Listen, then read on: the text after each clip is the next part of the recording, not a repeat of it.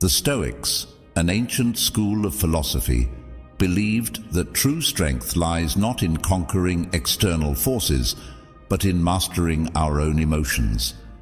In today's world, this wisdom is more relevant than ever. Have you ever felt drained by negativity after interacting with someone? Toxic people can disrupt our mental well-being, leaving us feeling frustrated and powerless. But what if there were practical strategies to navigate these difficult dynamics? We'll go over Stoic-inspired ideas in this video that will give you the ability to handle toxic people with compassion, grace, and even resilience. Join me on a journey to protect your emotional well-being and subscribe to the channel for more tips on developing mental resilience. By the end of this video, you'll be equipped with a toolbox of Stoic wisdom to handle toxic people effectively. So, take a deep breath and let's begin. Number 1. Identifying and understanding the toxic threat. Take a moment to picture yourself serving as a guard at the entrance to your very own personal citadel. Your inner tranquility, your physical health, and your emotional safety are all represented by this citadel. Without a doubt, awareness is the first line of defense in the process of protecting this fortress as well. In the same way that a watchful guard has to be able to notice potential dangers, you need to be able to recognize the indicators that a poisonous individual is approaching you. Epictetus, a Stoic philosopher who was a proponent of reason and self-control, tells us in his Enchiridion that it is not what happens to you that upsets you. More importantly, it is your judgment of what happens. It is especially important to keep this piece of advice in mind while dealing with poisonous people. It is not the case that their negative attitudes and manipulative acts have the ability to exert force over you. Your emotional reaction to these activities and how you perceive them are the factors that determine the effect that they have on your sense of inner peace at any given moment. How to cultivate a Stoic's gaze, that is, a calm and objective method of viewing the situation, is the key to success. Learning to recognize the characteristics of poisonous conduct is a necessary step in this process. Listed below are some important warning signs. Constant criticism. A toxic individual may find nothing but fault with you, your conduct, or the decisions you make on a consistent basis. Although this criticism may be indirect or overt, it will always leave you feeling deflated and uncertain about your abilities. Toxic people frequently resort to deceptive strategies in order to achieve the goals they have set for themselves. In an effort to exert control over your conduct, they may resort to flattery, guilt trips, or even threats. A toxic person appears to thrive on negativity. Negativity is a toxic person. They are continuously whining and pulling others down with their pessimism so that they can focus on the worst aspects of the problems they are concerned with. Additionally, in addition to these general indications, there are also several types of toxic personalities that you should be aware of. The narcissist is a person who is constantly looking for approval and adoration throughout their life. It is possible that they are charming at first, but in the end, their interactions are one-sided, leaving you feeling emotionally exhausted. This individual lives on social turmoil, according to the gossip. They are known to propagate rumors, stir up trouble, and take pleasure in causing friction between other people. Known as the energy vampire, this individual has the ability to drain your vitality, as the term says. Interactions with them leave you feeling cognitively and emotionally drained and fatigued emotionally. The development of a mental map of the potential dangers that could befall your inner citadel can be accomplished by first gaining an awareness of the many toxic personalities and the actions that they display. In the same way that a Roman Stoic philosopher like Seneca might devise a plan to combat an adversary on the battlefield, you may make use of your newly acquired awareness to anticipate the strategies employed by potentially harmful individuals and devise a strategy to safeguard your emotional well-being. Number 2. Fortify your walls. Put yourself in the shoes of Marcus Aurelius, the famous Stoic emperor of Rome. In order to rule a wide empire, one needed to possess power, knowledge, and unyielding determination. When it comes to strengthening the walls of your own inner citadel, often known as your emotional well-being, these same attributes are vital. Undoubtedly, the boundaries that you have established are the foundation of this citadel. When dealing with toxic people, boundaries are the obvious lines that you create in the sand to demarcate your boundaries. They determine the kinds of conduct that you will and will not approve of. You should not permit poisonous people to intrude on your emotional territory in the same way that a powerful monarch would not permit his boundaries to be violated. What comes into play here is the Stoic philosophy, which emphasizes the importance of reason and self-control. In order to take the initial step, you must first determine which activities deplete your energy or violate your sense of who you are. Is it the persistent pessimism shared by a friend? When a co-worker engages in manipulative behavior, the intrusive counsel of a member of the family, make sure that you are open and honest with yourself about the things that you will not bear. The next step, when you have determined these boundaries, is to communicate them in a clear and concise manner. Tap into your inner Marcus Aurelius and be firm while still being fair. To facilitate effective communication, the following are some strategies. Think on how you are feeling and use I statements. Rather than making accusing words such as "you are always so negative," you could try saying something like, "I feel drained," when you constantly focus on the unpleasant things.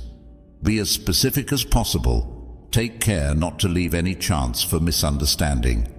Rather than saying something like, "I need some space," you should say something like, "I can't talk right now, but I'd be happy to chat later this week." Keep your word, but be kind. At the same time, there is a distinction between being assertive and being aggressive. It is important to convey your point with self-assurance while avoiding animosity. On the other hand, establishing boundaries is not a one-time experience.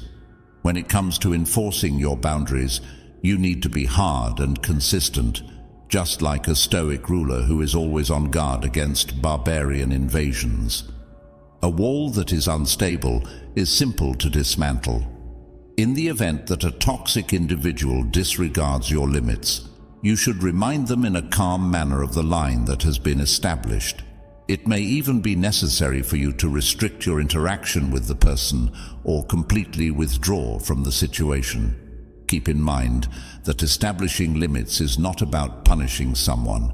Rather, it is about protecting yourself.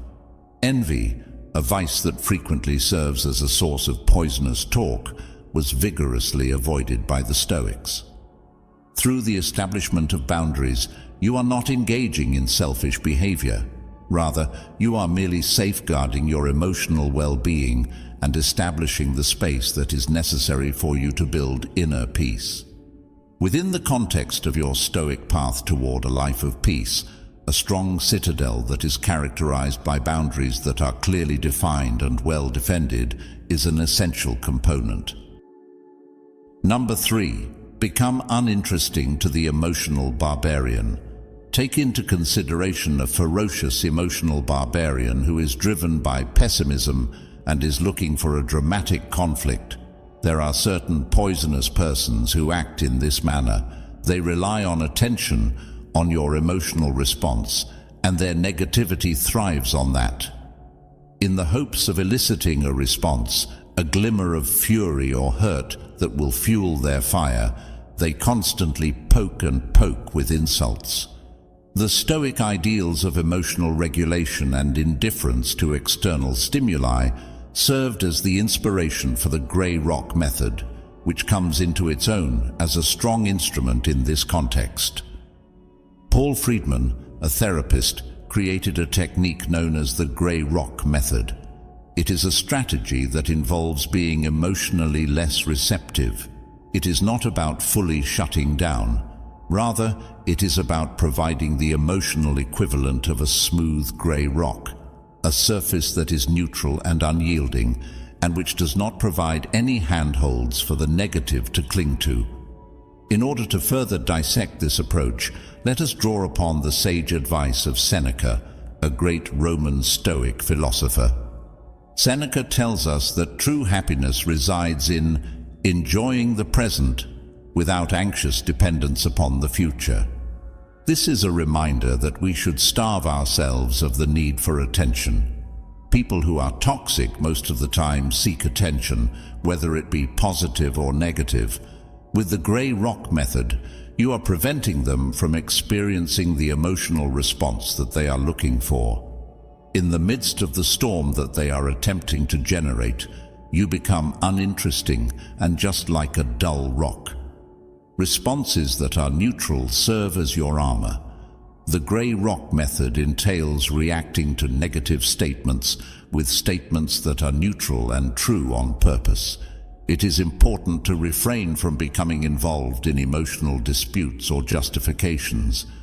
If you have a friend that is toxic and they insult your work, you can deflect their assault by saying, "That's interesting," without giving them any more fuel to feed their negativity. Toxic people frequently attempt to control your emotions. Thus, it is important to avoid getting sucked into the emotional vortex. They could resort to sarcasm, guilt trips, or even plain hostility in their behavior. In this situation, the most important thing is to disengage from their emotional vortex. Maintain your composure and respond in a factual manner, refusing to become involved in their drama. It is important to keep in mind that Seneca teaches that the path to genuine happiness is to not amuse ourselves with either hopes or fears. You should not give them the emotional power that they are seeking. The grey rock method is a potent instrument, but it is not a substitute for a miracle cure. It's possible that some toxic personalities will initially escalate their conduct, putting your emotional rock to the test. Keep your cool, be consistent, and keep in mind that you are not to blame for the negativity that they are displaying. You can turn yourself from a passive victim of their emotional theatrics into an unmoved spectator by applying this method that is influenced by Stoicism. This will defend your inner calm and emotional well-being. Number 4. The broken record technique. Imagine being subjected to a never-ending onslaught of manipulation, a toxic individual chipping away at your boundaries through deceptive arguments and emotional ploys. Being subjected to such a persistent onslaught can be both emotionally tiring and unpleasant. Don't be afraid, however. The Stoic principles of unshakable reason and perseverance serve as the inspiration for the broken record technique, which emerges as a potent defense when used. The broken record technique is a strategy that was developed to combat deceptive tactics. It entails patiently repeating a clear declaration about your position, similar to how a broken record skips on the same unshakable message. This method, which appears to be quite straightforward, has the potential to be remarkably powerful in repelling attempts to derail you and maintaining a firm focus on your requirements. The Stoic philosopher Epictetus is a cornerstone of Stoic philosophy. Therefore, let us explore deeper into this technique by drawing upon his wisdom. The phrase, "freedom is the only good," to describe the power of perseverance. This freedom encompasses the ability to determine your own boundaries as well as the liberty to say no without providing an explanation. This essential principle is exemplified by the broken record technique. You are able to display your steadfast resolution and prevent the manipulator from pulling you off course by reiterating your viewpoint in a calm and relentless manner. Defending against emotional attacks. For the purpose of gaining the upper hand, manipulators frequently deploy emotional strategies. They could try to manipulate you by using flattery, guilt trips, or even fury in an effort to get you to do what they want. You are able to avoid these emotional assaults with the assistance of the broken record technique. You are able to deflect their attempts to manipulate your emotions and keep the argument based in reason by concentrating on the factual statement of your stance.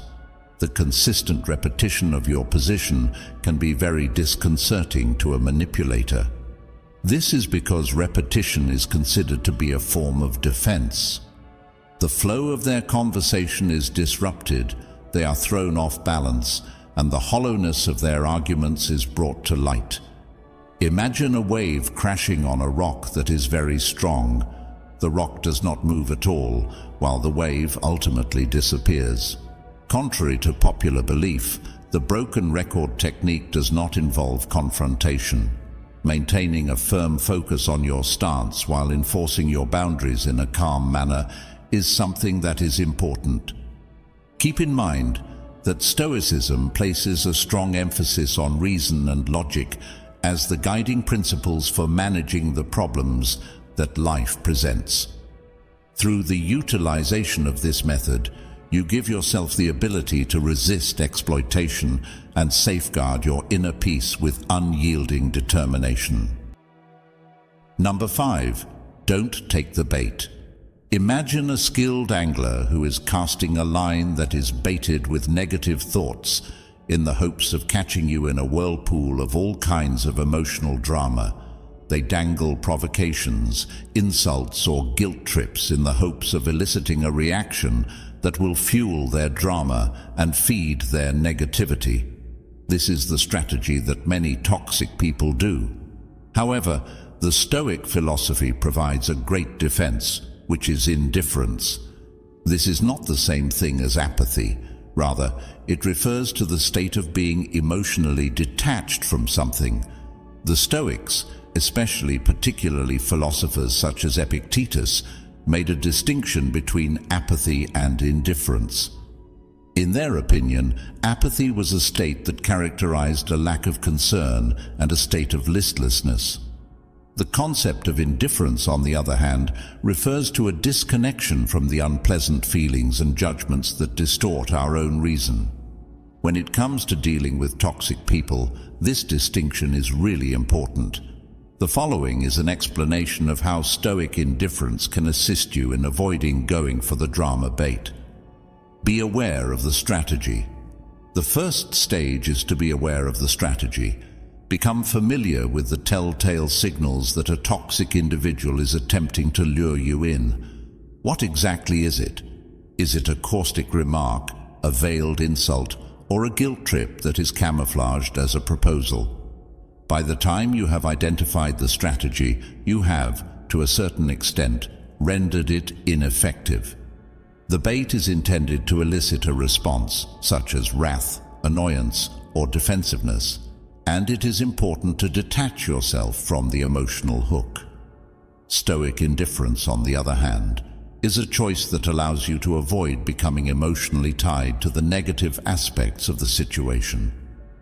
Consider the scenario in which you are unable to take the bait that is hanging in the water. You examine it with cool composure, unaffected by the power it possesses to anger you. Let the drama dissolve. When you don't respond to their negative comments, the power that they have over you is diminished. Due to a shortage of fuel, the drama that they are attempting to build is unable to last.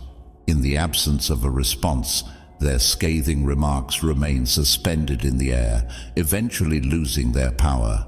It is not necessary to transform into a heartless and uncaring machine. The practice of Stoicism promotes the expression of good emotions. On the other hand, it places an emphasis on detaching from negative emotions that you are unable to control and channeling your feelings toward things that you can control. You can turn yourself from a passive player in their drama into a peaceful observer by practicing Stoic indifference. This allows you to demonstrate that you are not willing to become involved in their emotional web. It is your own inner serenity that continues to exist,